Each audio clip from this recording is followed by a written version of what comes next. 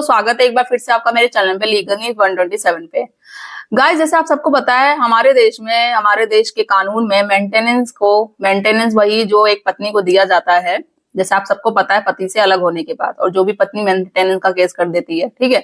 तो हमारे देश के कानून में ना मेंटेनेंस को बड़ा क्रिटिसाइज किया जाता है। क्यों? क्योंकि अगर पत्नी ने मेंटेनेंस का केस किया है तो उसमें ये समझा जाता है, या ये सबको पता है कि भाई कानून ये कहता है कि पति को मेंटेनेंस देना पड़ेगा। मेंटेनेंस ना हो गया, उसको एक सजा दी जाती है कि भाई पति पढ़ा लिखा हो, कोई फर्क नहीं पड़ता, वो जॉब कर रहा हो नहीं कर रहा हो, उसके पास सोर्स ऑफ इनकम क्या है, या उसके जितनी वो जॉब कर रहा है उसकी वो दे ही नहीं सकता, उसकी और भी फैमिली उस पर माँ बाप उस पर डिपेंडेंट है, तो उससे कोई फर्क नहीं पड़ता। अगर मेंटेनेंस का केस कर दिया तो मतलब उसको देना पड़ेगा।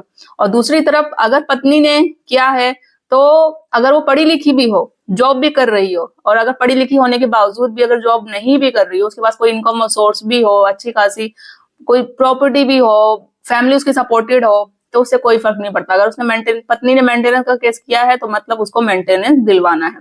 ये एक क्रिटिसाइज हमारे देश में मेंटेनेंस किया जाता है। और जैसे सबको पता है कि भाई कुछ भी हो जाए, चाहे आप कुछ भी कर लो, मेंटेनेंस तो देना ही पड़ेगा, इसका कोई नहीं है। तो जैसा आपने मेरी थंबनेल में देखा वीडियो की कि अब पढ़ी लिखी पत्नी को मेंटेनेंस नहीं दिया जाएगा, तो रिसेंटली एक ऐसा केस आया उड़ीसा हाई कोर्ट में, जिसमें वीडियो के हम इस डिटेल में जजमेंट में केस में बात करेंगे, ठीक है। तो जितने भी पति परेशान हैं कि भाई उनकी पढ़ी लिखी पत्नी है, या पढ़ी लिखी पत्नी जॉब भी कर रही है, नहीं जॉब भी कर रही है, तो अब उनको मेंटेन देने की कोई जरूरत नहीं है। इससे पहले भी काफी हाई कोर्ट और सुप्रीम कोर्ट के जजमेंट आ रखे हैं, गाइडलाइंस भी नहीं आ रखी है। मैं हमेशा आपको अपडेट देती रहती हूँ जो भी नई नई चीजें होती है, ताकि आपको केस में आपकी हेल्प मिल सके। क्योंकि हर एक पति अभी आज के डेट में यही चाह रहा है कि भाई एक तो हमारे पे झूठे केस पत्नी ने कर रखे, ऊपर से पैसे की डिमांड भी कर रही है, मतलब दोनों तरफ से परेशान करना।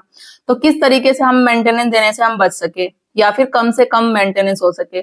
तो ये जो भी लेटेस्ट जजमेंट आया है, तो आई होप आपको इस केस में, इस जजमेंट से आपके केस में आपको हेल्प मिल सकेगी।